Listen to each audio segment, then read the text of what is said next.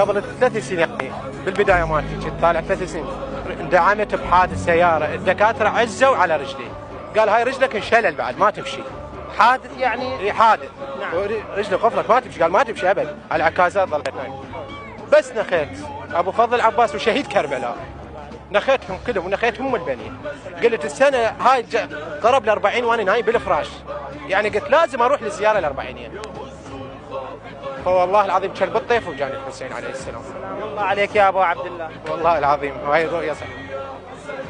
وهسه شوف هسه ما شاء الله يعني خير من الله. وقلت لحد ما اموت انا اظل مميت للزياره الاربعينيه. سلام الله عليك يا ابو عبد الله. انا واولاد وابوي يعني اكو واحد بالشارع اسولف لي على زياره اربعينيه وشنو احداث الطرف اللي صارت يعني. هاي قبل كم سنه صارت؟ هاي صار 7 سنين. تمشي عليها كل شيء. كل شيء لا عمليه لا أي شيء. يعني رحت الدكاتره قال كل شيء ما بيك.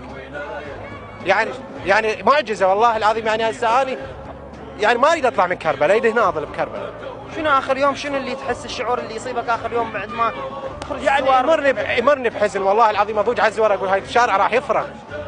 نشوف اللهفه وعيونك مدمعه من تحكي هذا الكلام، تحسه طالع انه من اعماق قلبك. يقول لك جيت من مكان بعيد وحيل ما بيا ولو ما ميت من الشوك ما جاب لنا رجلي. سلام الله عليك يا ابو عبد الله. هنيئا لكم والله العظيم. هنيئا لكم هذه الخدمه الحسينيه، يوفقكم ابو عبد الله. والله يعني نحسب لها يوم الزياره الاربعين.